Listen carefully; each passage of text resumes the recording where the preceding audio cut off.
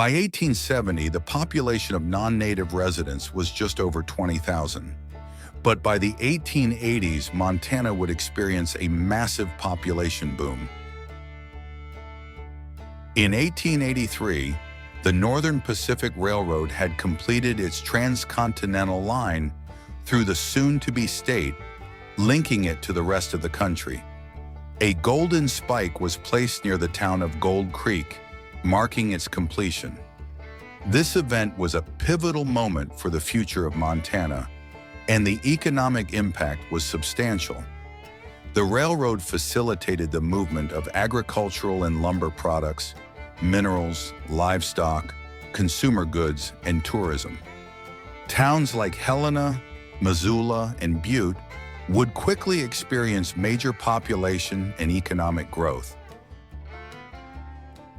However, despite all the benefits, the railroads did lead to some conflicts, and some were quite serious. A majority of these conflicts were from the disapproving native tribes.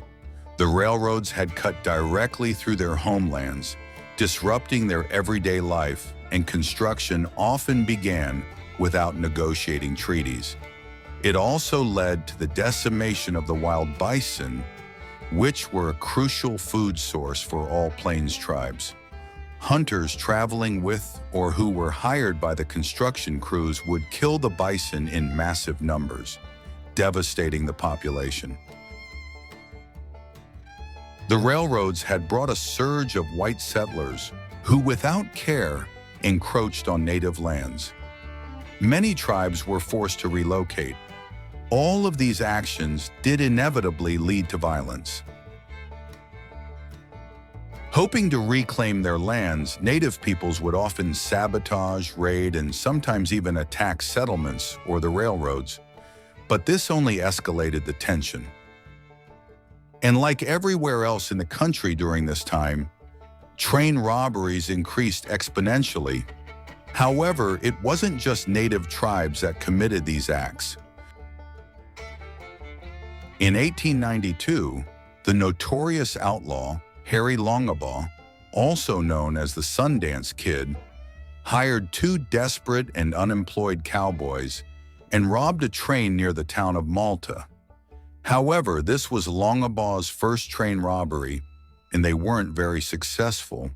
They failed to take into account that it was Sunday, and Sunday was the day that the train's express boxes were emptied. The amateur robbers had only managed to steal less than $50. They would have fared far better if they robbed the passengers, who on average would have been carrying $2,000 in cash.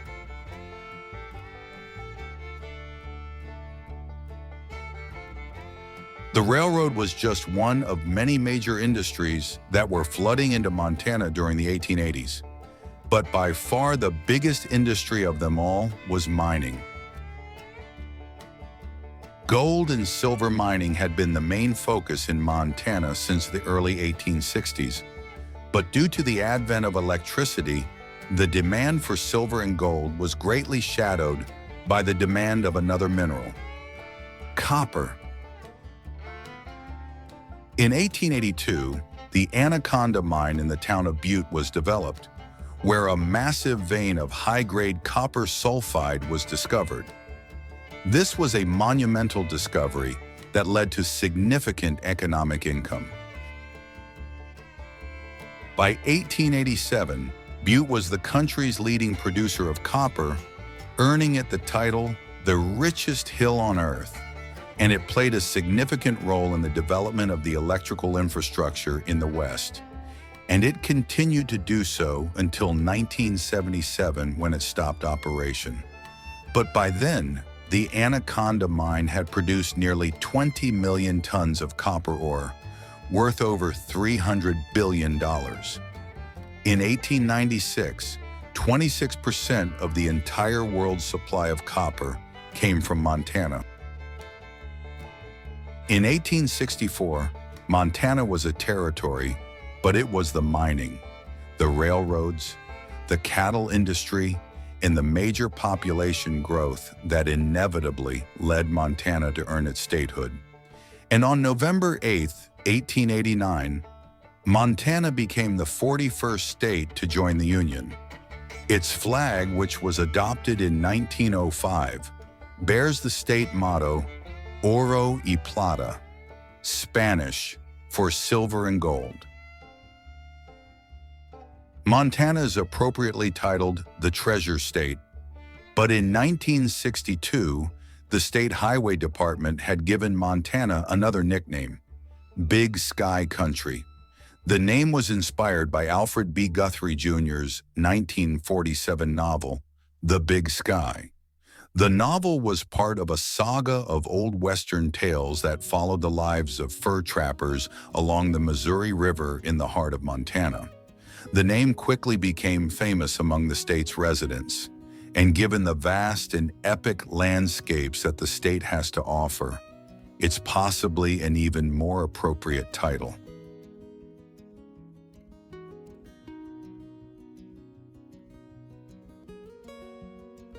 Glacier National Park. Montana is a state that beholds some of North America's most magnificent and picturesque sights. But without question, Montana's most magnificent sight of all is Glacier National Park. The park is located in the northwestern section of the state, in the Rocky Mountains, on the border with Canada. It became America's 10th national park when it was established on May 11, 1910, by President William Taft. But before it was a national park, it was the home for multiple native tribes, including the Kootenai, the Pandore, and the Blackfeet. In the early 1800s, French, Spanish, and English fur trappers ventured into the area in search of beavers.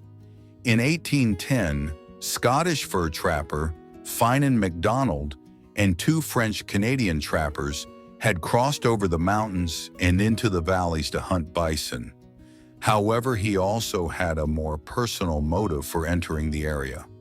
MacDonald, who was befriended by the Salish and Pandore peoples, had a deep hatred for the Blackfeet tribe, who lived in the areas within and outside the now national park. Though there are no historical records suggesting that MacDonald was the one who directly caused the Blackfeet tribe's displacement, his actions within their lands did have a part in their eventual surrender from the area. And around the same year, MacDonald did partake in brief skirmish between the Salish and Blackfeet peoples. A few years later, MacDonald would marry a Salish woman and would eventually help establish the future Washington town of Spokane. But his journey through what would eventually become Glacier National Park, though brief, was significant. He and the rest of his company were the first documented white settlers to enter the area. In 1817, a 17-year-old Canadian boy named Hugh Monroe was tasked with living with the Blackfeet tribe within the mountains to learn their language, culture, and to establish their trust to assure future trading. By living within the tribe, earning their trust and respect, the Blackfeet people would eventually fully integrate Monroe into their tribe and would rename him Makwi Pochsin, Rising Wolf. He would eventually marry a woman within the tribe, and together they raised 10 children. It was Monroe's kind-hearted reputation that paved the way for future white settlers to enter the area and be welcomed by the Blackfeet tribe. And when the park was established, Rising Wolf Mountain, a peak within the park, was named in his honor. By the mid-1800s, white settlers began to homestead within the mountains. In 1891, the Great Northern Railway had completed a line going over the mountains, known as Marias Pass. This railroad was the first railroad to cross over the Continental Divide within Montana, and it was the key connection between St. Paul, Minnesota, and Seattle. In 1892, settlers Milo Apgar and Charlie Howe had taken the opportunity to offer visitors in the area rental cabins, cooked meals, horse rides, and guided tours, and they were not the only ones. Many settlers had seen this opportunity for tourism, and tourism quickly flooded into the area. Hotels, cabins, and other buildings had been built to accommodate all the visitors. People from all across the country would visit the area and revel in its beauty. However, one man took this opportunity to the next step: George Bird Grinnell. George Bird Grinnell was an anthropologist, historian, writer, and a naturalist. He had first seen the area back in 1885. He was so moved by its majestic beauty that for the next 6 years he returned multiple times to hike, climb, and to observe the wildlife and native tribes that lived within the area. He visited the area so often and was embraced by the natives so much that in 1890 he was made an honorary chief to the Blackfeet tribe. He would write in newspapers about his adventures within the area and vividly describe its landscapes. Far away in northwestern Montana, hidden from view by clustering mountain peaks, lies an unmapped corner. Canyons deeper than Yellowstone, peaks higher than Yosemite, the crown of the continent. Grinnell was truly taken by its tranquility.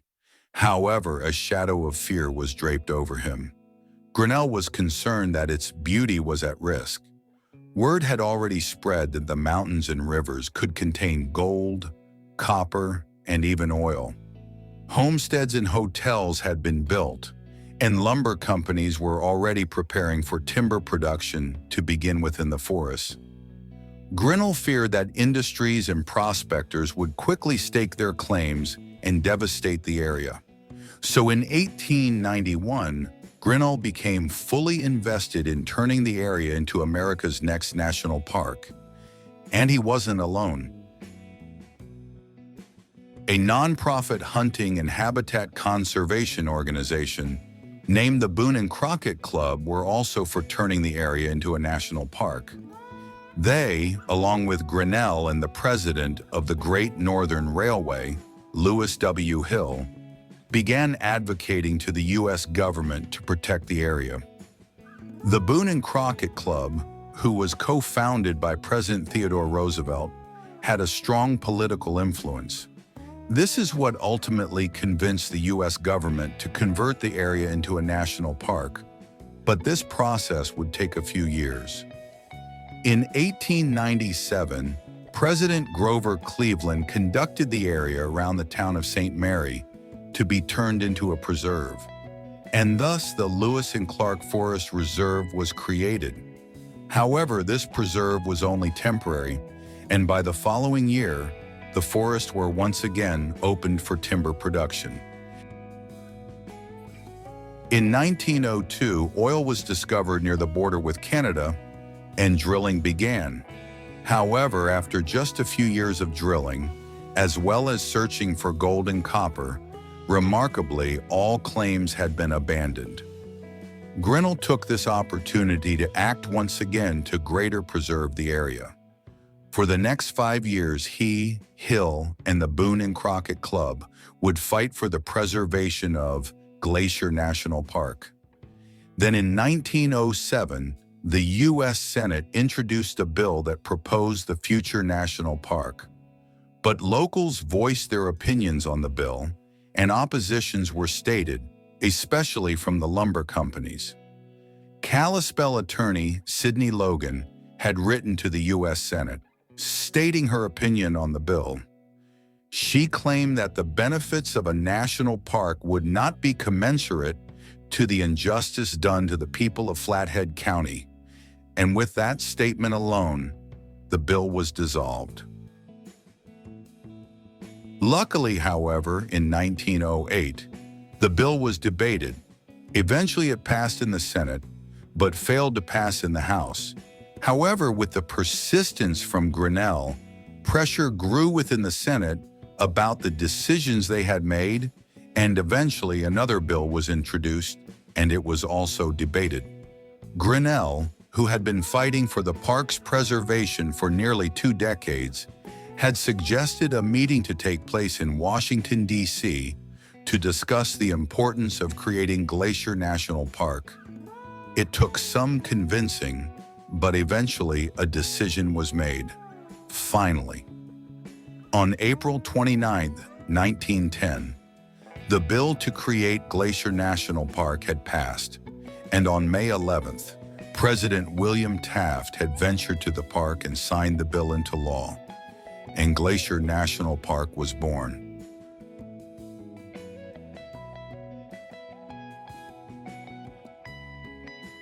Glacier National Park was formed by millions of years of massive tectonic movement and glacial activity. Despite being over 400 miles from the nearest ocean, the park used to be completely under the sea. Until around 70 million years ago, when an event known as the Lewis Overhurst rose the continent, creating the now iconic landscape. Continuous glacial retreating have carved through the mountains, creating some of the park's most iconic and unique geological features. Chief Mountain, which lies on the northeastern corner of the park, is a lonely 1,800-foot flat-topped peak that has been a sacred location for native tribes for thousands of years, and Lake McDonald, a 10-mile-long stretch of water that reaches over 400 feet deep, but the park's most iconic features are the glaciers. But unfortunately, due to the effects of climate change, Glacier National Park is losing its most important feature. In the 19th century, the park was home to over 150 glaciers, but today there are just 25. Some of the park's larger glaciers that still remain have lost up to 80% of their original size, and the rate of melting is quickly rising. At the current state of the environmental changes, it's predicted that by 2030, all of the park's remaining glaciers will be completely gone, and sadly, they will never return. If changes are not made to suppress the effects of climate change, we will lose many of the Earth's most beautiful sights, including Glacier National Park.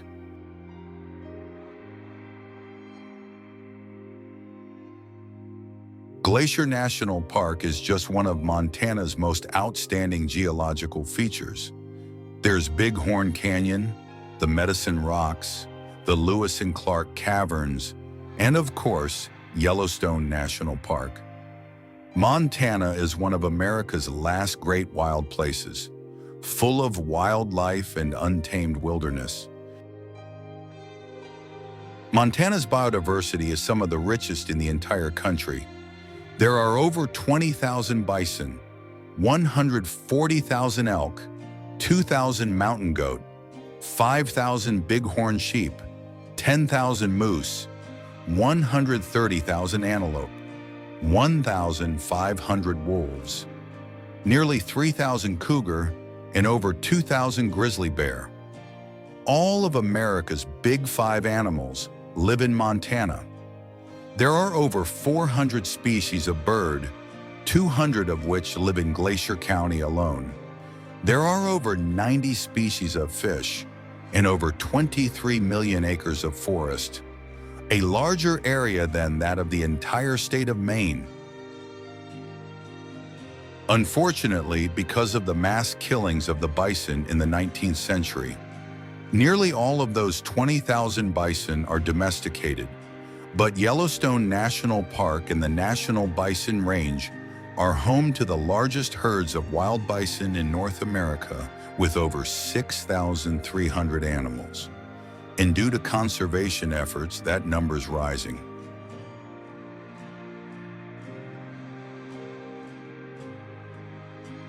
Montana is a vast state. At 147,040 square miles, It's the fourth largest state in the country. It's over 500 miles wide and contains nearly 60 million acres of farmland. It's larger than Great Britain, Ireland, and the Netherlands combined. But with a population of just over 1.1 million, it's one of the least densely populated areas in the entire country, with just 7 people per square mile.